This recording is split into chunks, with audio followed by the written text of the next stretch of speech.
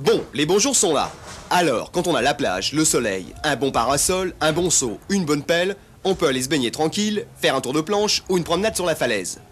Vous allez me dire, est-ce vraiment sans risque? Et moi je vous envoie le premier sujet, parce que toutes les réponses sont dedans.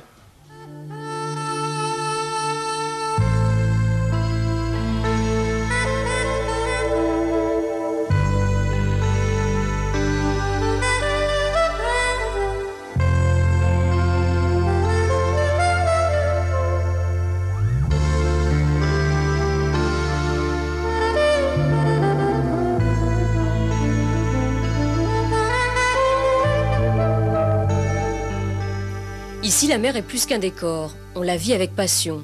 En bateau, sur une planche à voile. Seul, à deux ou en bande, on se retrouve immanquablement à la Porte Océane. Un détour en voiture, histoire de la voir, et ça va beaucoup mieux. Au premier rayon de soleil, les Havrais désertent la cité pour musarder sur les galets. Il a beau être dur, notre sable local, nous y sommes entre 4500 et 6000 en juillet et août. Le Havre devient alors station balnéaire. Très bien, mais c'est aussi un problème. Grâce à divers partenaires, la municipalité s'en occupe.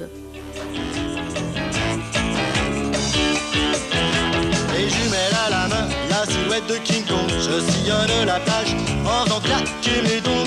Bronzé de la tête aux pieds, le sourire d'un crooner. Je fais craquer toutes les filles, car je suis le maître nageur.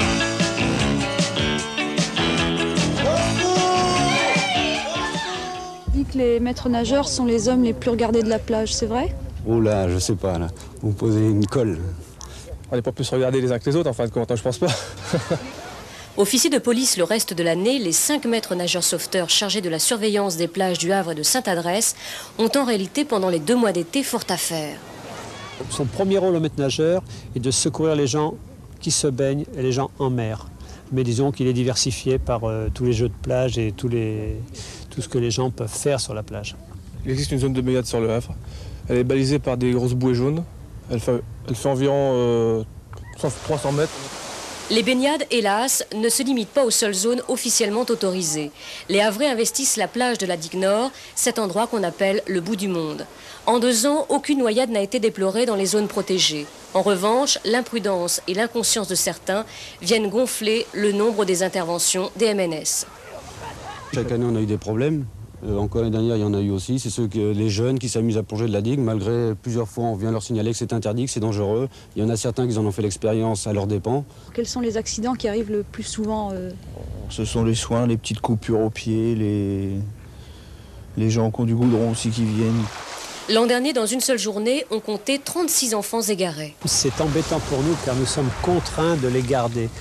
Et dès l'instant où nous gardons un enfant dans le poste de secours, on doit avoir donc un maître nageur qui est présent.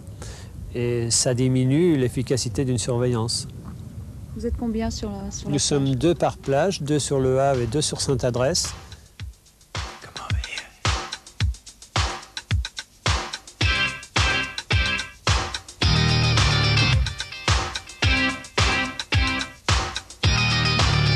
Effectif très serré quand il s'agit d'aller porter secours aux véliplanchistes en difficulté aux abords de la plage. Cela arrive en moyenne 2 fois par jour. Hors du périmètre imparti au MNS Havrais, les pompiers et la sécurité civile prennent le relais. Véliplanchistes, plaisanciers, pêcheurs ou personnes prises par les marées au pied des falaises sont alors secourus par des équipes spécialisées. Plongeurs, personnel héliporté. Intervention coûteuse qui pourrait être évitée par un peu plus de prudence.